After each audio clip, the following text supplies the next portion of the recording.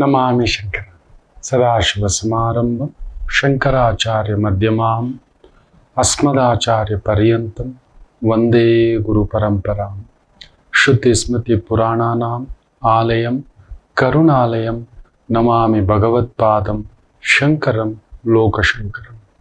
ನಾಡಿನ ಸಮಸ್ತ ವೀಕ್ಷಕ ಬಂಧುಗಳ ಪಾದಾರವಿಂದಗಳಿಗೆ ನನ್ನ ಶಿರಸಾಷ್ಟಾಂಗ ನಮಸ್ಕಾರಗಳು. ಬನ್ನಿ, ಮೇಷರಾಶಿ ಕುಜ ಕೇತು ಸಾರದಲ್ಲಿದ್ದಾನೆ. ಸ್ವಲ್ಪ ತಳಮಳವೆ, ನಿಮಗೆ ಸಿಗಬೇಕಾಗಿರೋದು, ನಿಮಗಾಗಬೇಕಾಗಿರೋದು, ನಿಮ್ಗೆ ಹೋಗ್ಬೇಕಾಗಿರೋದು, ದೊಡ್ಡದಾದಂಥ ಕನಸುಗಳಿದೆ. ಇನ್ನೊಂದು 5-6 days ಲಾಡ್ ಆಫ್ ಚೇಂಜಸ್ ಆಗುತ್ತೆ. ವಿದ್ಯಾರ್ಥಿಗಳಿಗಂತೂ ಒಂದು ಅದ್ಭುತವಾದಂಥ ಅವಕಾಶಗಳ ಸಂಗಮ. Something administration, hotel management, business management, statistic management, legal management, ಇಂಥ ವೃತ್ತಿ, ಉದ್ಯೋಗ, ವಿದ್ಯಾಭ್ಯಾಸ, ಕೆಲಸ ಕಾರ್ಯಗಳು ಬ್ಯೂಟಿಫುಲ್ ಆಗಿ ನಡೀತಕ್ಕಂಥ ಒಂದು ವಾರವಾಗಿರುತ್ತೆ. ಭಾಗ್ಯಸ್ಥಾನವನ್ನ ಸಪ್ತಮಾಧಿಪತಿ ಆಮೇಲೆ ಭಾಗ್ಯಾಧಿಪತಿ ಇಬ್ಬರೂ ಸೇರಿಕೊಂಡು ಸಪ್ತಮ ಸ್ಥಾನ, ಭಾಗ್ಯಸ್ಥಾನ, ನಿಮ್ಮ ಲಾಭಸ್ಥಾನ ನೋಡ್ತಿರೋದ್ರಿಂದ ಕಲಾರಂಗದಲ್ಲಿದ್ದೀರಿ, ಮೀಡಿಯಾ ರಂಗದಲ್ಲಿದ್ದೀರಿ, ಸ್ತ್ರೀಯರಿಗೆ ಸಂಬಂಧಿತ ವೃತ್ತಿ ಉದ್ಯೋಗದಲ್ಲಿದ್ದೀರಿ, ಅದ್ಭುತವಾದಂಥ ಪ್ರಗತಿ ಕಾಣತಕ್ಕಂಥ ಒಂದು ವಾರವಾಗಿರುತ್ತೆ. ಸ್ವಲ್ಪ ಆರೋಗ್ಯ ನೋಡ್ಕೊಳ್ಳಿ, ಧುಮುಕ್ಬೇಡಿ. ನಿಮ್ಮ ಬಲ ಇನ್ನು ಇದೊಂದು ವಾರ ಆಗಲಿ, ಆಮೇಲೆ ನೋಡೋಣ. ಇದೊಂದು ವಾರ ಸ್ವಲ್ಪ ಸುಮ್ಮನೆ ಜ್ವರ ಬಂದು ಈಗ ತಾನೇ ಎದ್ದು ಹಿಂಗೆ ಕೂತಿದ್ದೀರಿ ಅನ್ನೋ ಥರ ಆಯಿತು, ಏನೂ ಆಗೋಲ್ಲ, ಯೋಚನೆ ಮಾಡಬೇಡಿ. You will have a beautiful journey, success, ಯಶಸ್ಸು.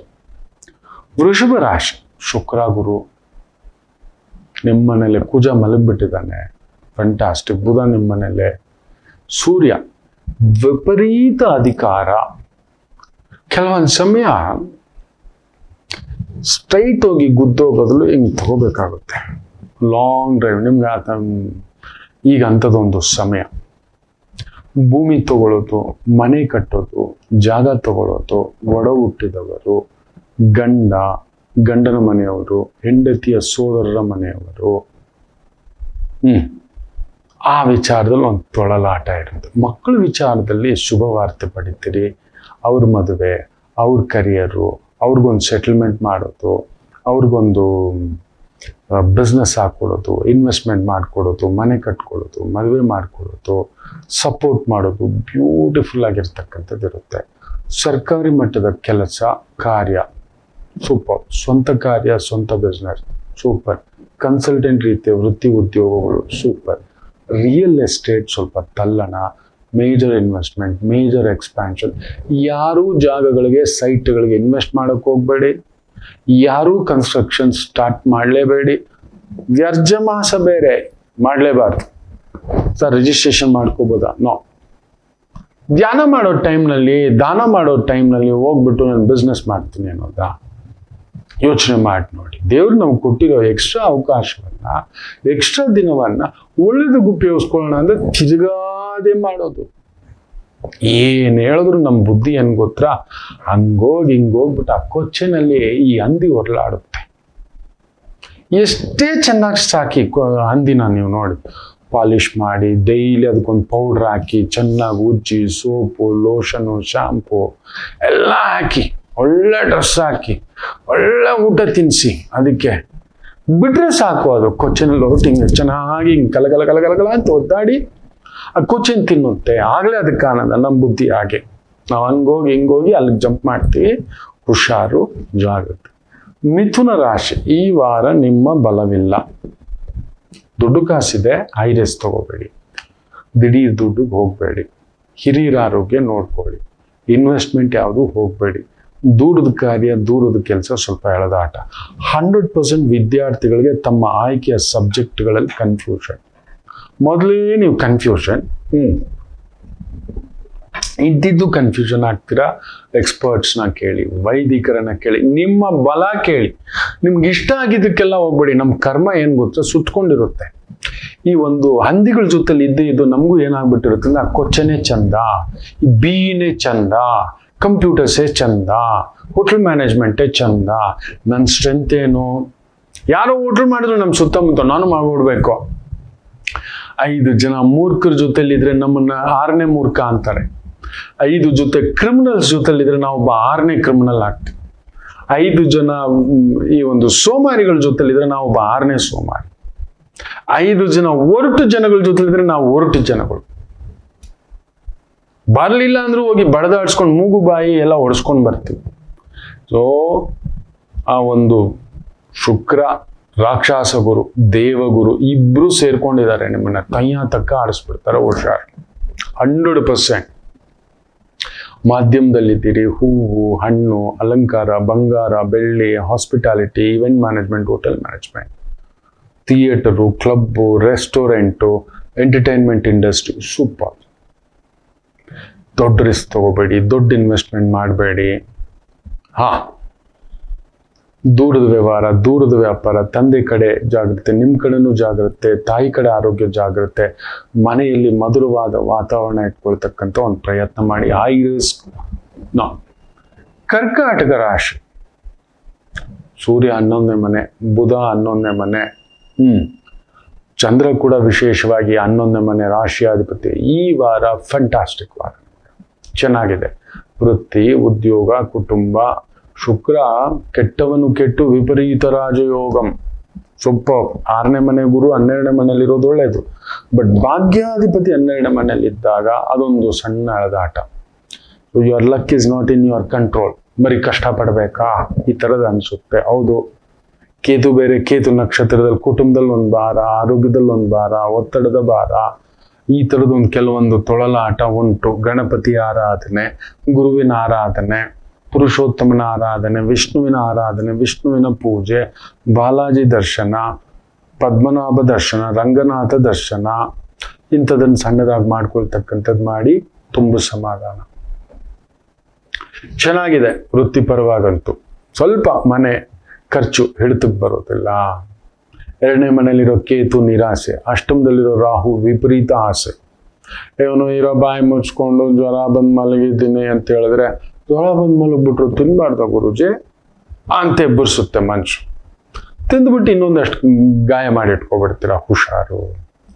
ಸಿಂಹರಾಶಿ, ಪ್ರಬಲ ಬಲ, ತುಂಬಾ ಬಲ. ಸೇನಾಪತಿ, ಅಧಿಕಾರಕಾರಕ ಸೂರ್ಯ, ಅಧಿಕಾರದ ಮನೆ.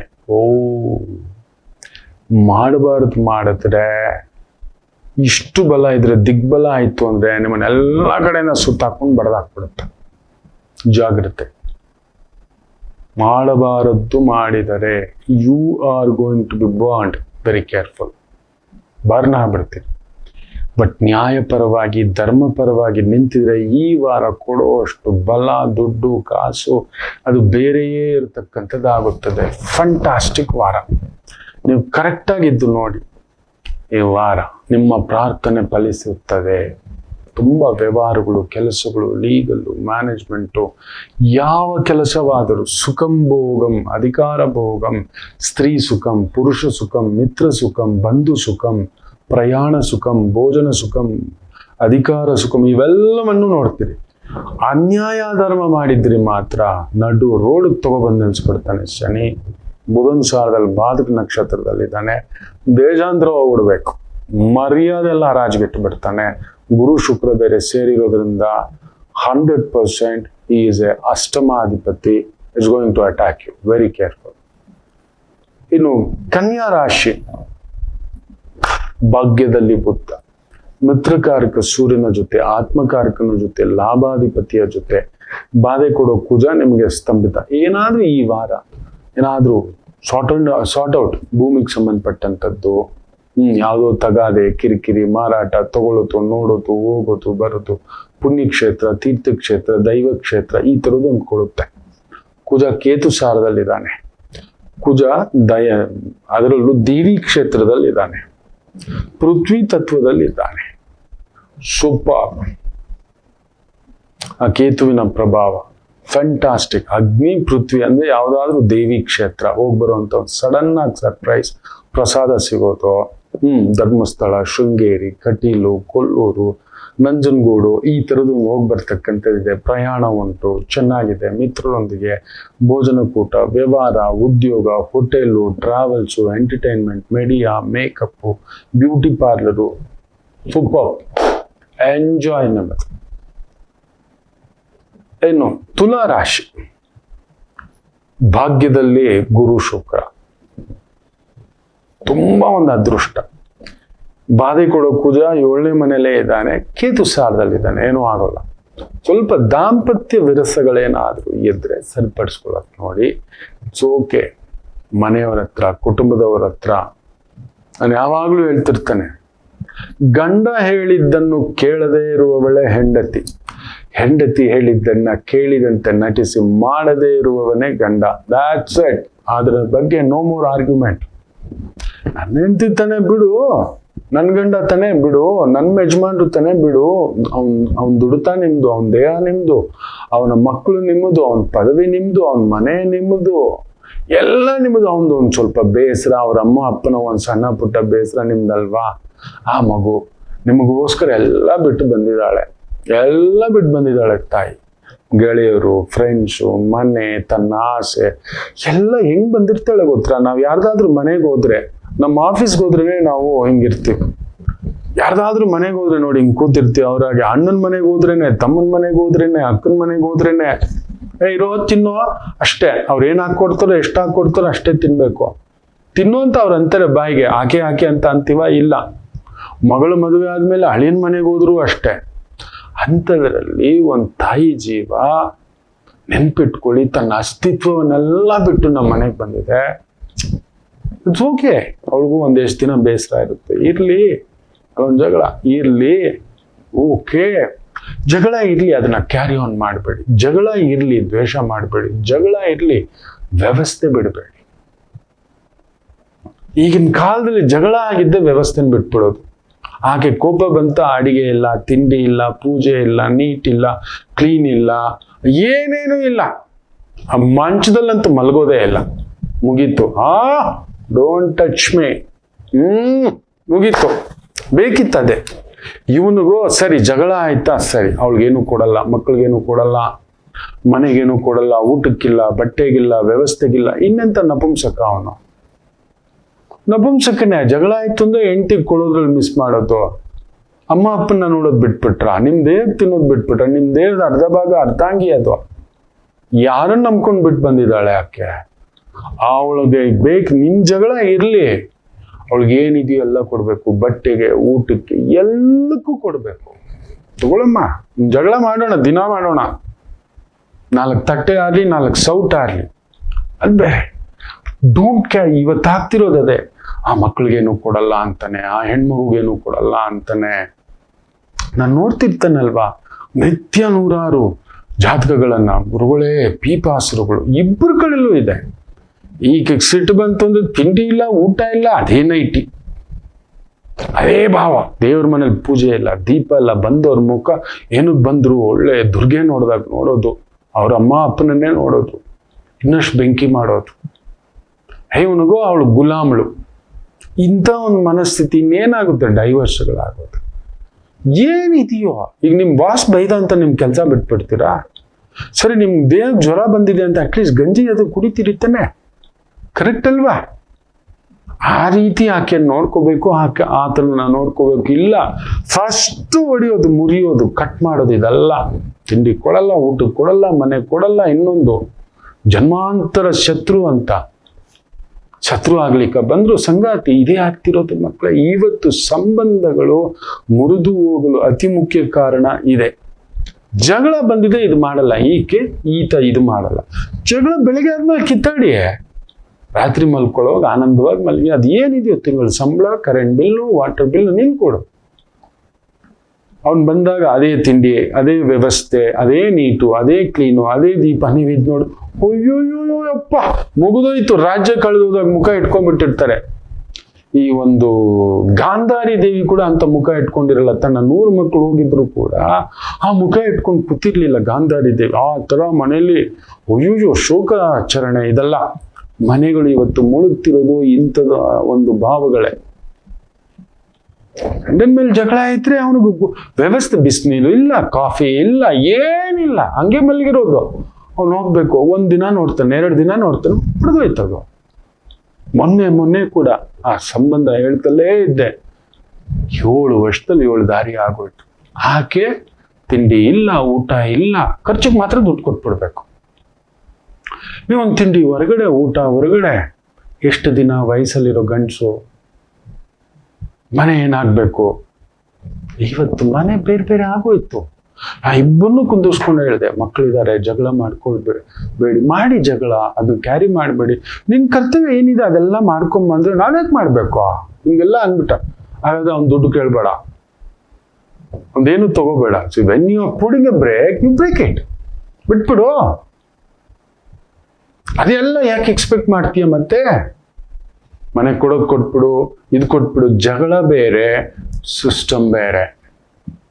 ಜಗಳ ಬೇರೆ, ಸಿಸ್ಟಮ್ ಬೇರೆ. ಮನೆಯಲ್ಲಿ ಜಗಳನ ದ್ವೇಷ ಮಾಡೋದಾ, ದ್ವೇಷದ ಪರಮಾವಧಿ ತಗೊಂಡೋಗೋದ ಸಂಸಾರದಲ್ಲಿ? ಇವತ್ತು ಸಂಸಾರಗಳು ಒಡೆಯಲು ಅತಿ ದೊಡ್ಡ ಕಾರಣ ನೀವು ದ್ವೇಷವಾಗಿ ಬದಲಾಯಿಸ್ಕೊಬಿಟ್ಟಿದೆ. ಯಾರೂ ನಿಮ್ಮನ್ನ ಕೊಲೆ ಮಾಡ್ಲಿಕ್ಕೆ ಮದುವೆ ಆಗ್ಲಿಲ್ಲ, ನಿಮ್ಮನ್ನ ಹಾಳು ಮಾಡ್ಲಿಕ್ಕೆ, ನೋಡ್ಕೊಳ್ಳಿಕ್ಕ, ಗಂಡಾಗ್ಲಿ ಹೆಣ್ಣಾಗ್ಲಿ. ಒಂದು ಮನಸ್ತಾಪ ಬಂತಲ್ವಾ, ಕೂತು ಸರಿ ನೀನ್ ಇದನ್ನ ಮಾಡ್ತಾ ಹೋಗವನಲ್ಲ, ಅಂತಃಕರಣ ಕರಗುತ್ತೋ. ನೋಡ್ದ ಎಂತ ಮಾತಾಡ್ಬಿಟ್ಟೆ, ಸಂಜೆ ಬರೋಷ್ಟೆಲ್ಲ ತಾಯಿ ಜೀವ ದೀಪ ಹಚ್ಚಿದಾಳೆ. ಎಸ್, ಅವ್ನು ಮರ್ತು ಮುಂದಕ್ಕೆ ಹೆಜ್ಜೆ ಹಾಕ್ತಾನೆ.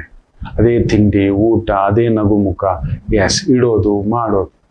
ನನ್ನ ಗಂಡ ನೋಡು, ಇಷ್ಟು ಜಗಳ ಆಗಿದ್ರು ಬಾಡಿಗೆಗೆ, ಕರೆಂಟ್ ಬಿಲ್ಗೆ, ವಾಟರ್ ಬಿಲ್ಗೆ, ಮಕ್ಕಳು ಫೀಸ್ಗೆ, ಎಲ್ಲದಕ್ಕೂ ಇನ್ನೂ 5,000 ಜಾಸ್ತಿ ಕೊಟ್ಟಿದ್ದಾನೆ. ಪುಣ್ಯಾತ್ಮ. ಅಂಥವನ ಹತ್ರ ನಾನು ಜಗಳ ಆಡತ್ನ? ಛೇ, ನನ್ನ ಮನ್ಸಿಗೆ ಏನ್ ತೋರಿಸ್ತಿದೆ, ಏನಿದು ನಾಲಿಗೆ? ಇಂಥದ್ದೊಂದು ಭಾವ ಬರುತ್ತೆ. ಇವತ್ತು ಡೈವರ್ಸ್ನ ಅತಿ ಮುಖ್ಯ ಕಾರಣ ಈಗ ಅನ್ನಲ್ಲ, ಸರಿ ಮುಗಿದೋಯ್ತು. 3 ದಿನಕ್ಕೆ ಕೊಲೆ ಮಾಡೋ ಮಟ್ಟಕ್ಕೆ, ಸುಡೋ ಮಟ್ಟಕ್ಕೆ, ಹತ್ಯೆ ಮಟ್ಟಕ್ಕೆ, ಆತ್ಮಹತ್ಯೆ ಮಟ್ಟಕ್ಕೆ, ಕೋರ್ಟ್ ಮಟ್ಟಕ್ಕೆ, ಪೊಲೀಸ್ ಸ್ಟೇಷನ್ ಮಟ್ಟಕ್ಕೆ, ಬೆದರಿಕೆಯ ಮಟ್ಟಕ್ಕೆ ಎಲ್ಲ ಬಂದು ತಂದಿಟ್ಕೊಬಿಟ್ಟಿದ್ದೀರಿ ಮಕ್ಕಳೇ. ತುಲಾ ರಾಶಿ ಅಂಥದ್ದೊಂದುಂಟು. ಎಚ್ಚರಿಕೆ, ಎಚ್ಚರಿಕೆ, ಜಾಗ್ರತೆ, ದುಡುಕ್ಬೇಡಿ. ಆಯ್ತಾ? ವೃತ್ತಿ ಉದ್ಯೋಗ ಸೂಪರ್, ಅದರಲ್ಲಿ ಏನು ತೊಂದರೆ ಏನಿಲ್ಲ. ಹಾಸ್ಪಿಟಾಲಿಟಿ, ಎಂಟರ್ಟೈನ್ಮೆಂಟ್, ಚಿತ್ರಕಲೆ, painting, music, sports, media adviser, management adviser, writing, ಚಿತ್ರಕಲೆ, ಪೇಂಟಿಂಗು, ಫ್ಯಾಂಟಾಸ್ಟಿಕ್. ವೃಶ್ಚಿಕ ರಾಶಿ, ಕುಜ ಕೇತುಸಾರ, ಅಲ್ಲೆಲ್ಲೋ ಒಂದು ಸಣ್ಣ ತಳಮಳ. ಶುಕ್ರ ಅಷ್ಟಮ, ಗುರು ಅಷ್ಟಮ, ವಿಪರೀತ ಖರ್ಚು. ಆದರೆ ಸೂರ್ಯ ಪ್ರಬಲವಾಗಿ, ಬುಧ ಪ್ರಬಲವಾಗಿ, ಚಂದ್ರ ಪ್ರಬಲವಾಗಿ. ಫ್ಯಾಂಟಾಸ್ಟಿಕ್. ದಶಮಾಧಿಪತಿ ಸಪ್ತಮ. ಈ ವಾರ ಏನಾದರೂ positions, promotions, business expansions, family expansions, ಇದಕ್ಕೆ ಹೆಜ್ಜೆ ಇಟ್ಟು ನೋಡಿ. ಅಲ್ಟಿಮೇಟಮ್, ಸೂಪರ್ಬ್ ಆಗಿರ್ತಕ್ಕಂಥ ಒಂದು ಭಾವ. ಆದರೆ ಕುಟುಂಬದ ವಿಚಾರದಲ್ಲಿ ಅಲ್ಲೆಲ್ಲೋ ಒಂದು ಎಳೆದಾಟ, ಒದ್ದಾಟ. ಗುರು ಅಷ್ಟಮ ಅಲ್ವಾ, ಅಲ್ಲೊಂದು ಬರಲೇಬೇಕು. ಅದೊಂದೊಂದು ಆಗ್ತಕ್ಕಂಥದ್ದು. ಆಕಸ್ಮಿಕ ದೈವ ದರ್ಶನ, ಗುರು ದರ್ಶನ, ಒಂದು ಒಳ್ಳೆ ತೀರ್ಥಕ್ಷೇತ್ರ ದರ್ಶನ, ಪುಣ್ಯಕ್ಷೇತ್ರ ದರ್ಶನ, ಇವೆಲ್ಲವನ್ನ ಪಡ್ಕೊಂಡು ಬರ್ತಕ್ಕಂಥ ಅದ್ಭುತವಾದಂಥ ಒಂದು ದಿನವಾಗಿರುತ್ತೆ.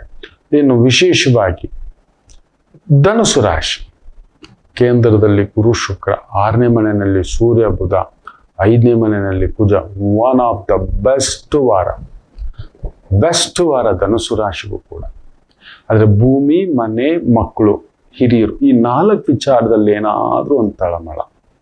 ಹೌದು, ಭೂಮಿ, ಮನೆ, ಮಕ್ಕಳು, ಹಿರಿಯರು, ಗೌರವ, ಇಲ್ಲೇನೋ ಒಂದು ತಳಮಳ. ಆಟಕ್ಕುಂಟು, ಲೆಕ್ಕಕ್ಕಿಲ್ಲ, ಗಮನಿಸ್ತಿಲ್ಲ, ಮಕ್ಕಳು ಕೇಳ್ತಿಲ್ಲ, ಹಿರಿಯರಿಂದ ನೋವು, ಅಲ್ಲೆಲ್ಲೋ ಅವರ ಅನಾರೋಗ್ಯವೋ, ಸ್ವಲ್ಪ ದುಂದು ವೆಚ್ಚವೋ, ಮಕ್ಕಳೆಲ್ಲೋ ನೀವು ಹೇಳಿದ್ದೊಂದು, ಅವ್ರು ಮಾಡೋದೊಂದು, ಶುಭ ಕಾರ್ಯಗಳಲ್ಲಿ ವಿಘ್ನ, ಮಕ್ಕಳ ಶುಭ ಕಾರ್ಯಗಳಲ್ಲಿ ವಿಘ್ನ.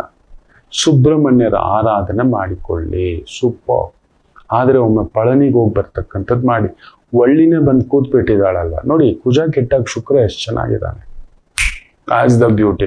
ಕುಜ ಕೆಟ್ಟಾಗ ನೋಡಿ ಬುಧ ಎಷ್ಟು ಚೆನ್ನಾಗಿದ್ದಾನೆ. ಚಂದ್ರ ಉಚ್ಚಂಗತ 6ನೇ ಮನೆಯಲ್ಲಿ, ಸೂರ್ಯ ಎಂಥ ಪ್ರಬಲ ಶತ್ರುವನ್ನಾದರೂ ಬಡದಾಗ್ತಕ್ಕಂಥ ತಾಕತ್ತು ಬರುತ್ತೆ ಧನುಸು ರಾಶಿಗೆ.